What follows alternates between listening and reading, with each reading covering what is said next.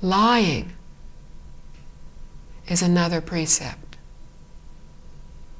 Saying anything that is not true. Degrees in this.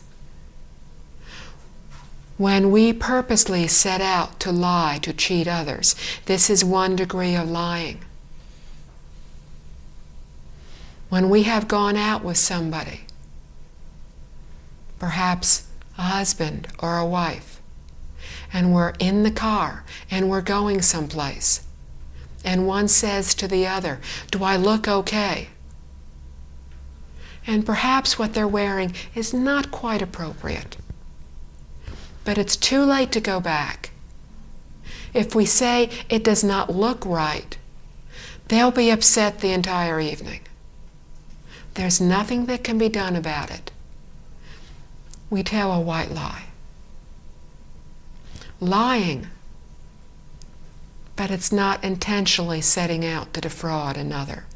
All different degrees of lying, different karmic results. Stealing.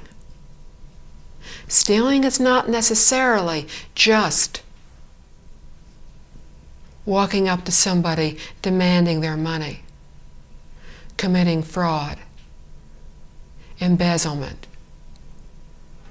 Stealing is actually taking anything that we do not have the permission of the owner. If we see something on a table, some food, we don't know who it belongs to, we eat it, we have not asked them. This is stealing. Anytime we take anything that does not belong to us, that we do not have the permission of the owner, is stealing. So there are all different degrees in the precepts.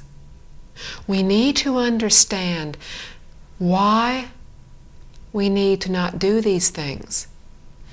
We need to use judgment.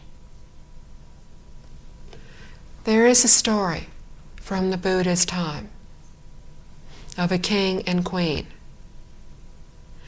The king lost his temper, became infuriated with one of his ministers,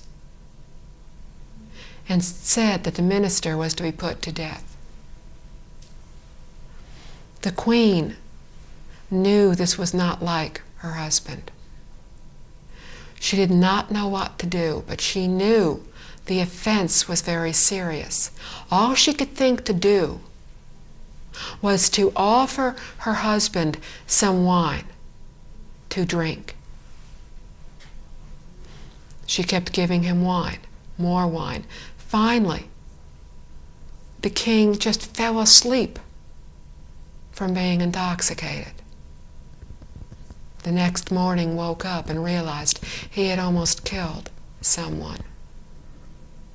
The queen went to the Buddha and said, "I have broken one of the 5 precepts. I have done something very bad."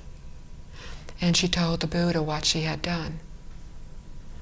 And he said, "You have not broken in this instant that precept. You have lifted the precept because you did so to stop a greater harm. You did so to save a person's life. And this is why we need to understand the precepts and why the Buddha taught them to us. So that we understand all the circumstances and we make judgments. To follow the precepts, the second of the 6 paramitas, does not just mean following the 5 precepts, the monk precepts, nun precepts, or bodhisattva precepts. It also means to follow the laws customs, rules of wherever we are. When in Singapore, we follow Singaporean law. When in Australia, we follow Australian laws. We follow the customs of where we are. This is also the meaning in following the precepts. We do not offend people who live where we are. We do things as they do them, provided these things are proper. We often speak of according with others, according with conditions. And we often say, when others are doing something, do not be attached to our own way of doing something. Follow the customs. If everybody wants to do something in a particular way, don't be the only one who insists on doing it my way. Go along with the others. But again, think. Accord with proper conditions. If we accord with conditions that are improper,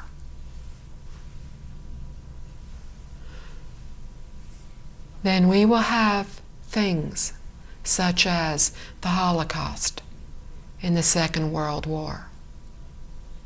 So when we accord with conditions, we accord with proper conditions. We follow customs, laws, rules of where we are. We do not break the laws. Even when no one else knows what we are doing, we follow the laws. Because others may not know what we are doing, may not see what we are doing. But there is still the karmic effect. There are still beings around us in other dimensions who do know what we are doing. And they will know when we are doing something improper. So to follow the precepts means to accord with customs, rules, laws, to do what is proper for where we are. The third paramita is that of patience. We need patience in everything we do. Nothing good has ever been attained without patience. If we are studying, we need patience to sit in the classroom, to do our homework. If we work, we need patience to do the job properly. With our family, we need patience to interact with others around us. When we're in a group of people, we need patience to work well with them. With ourselves, we need to have patience and understand that we have many, many bad habits from innumerable past lifetimes.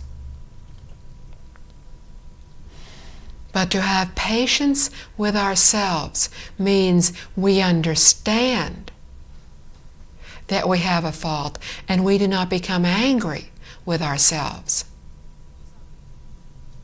But to have patience with ourselves doesn't mean that we keep forgiving ourselves. We forgive others. We do not keep forgiving ourselves. We have patience. We have tolerance for others. When they wish to do something and we do not, when we think what they are doing is wrong, we do not judge them.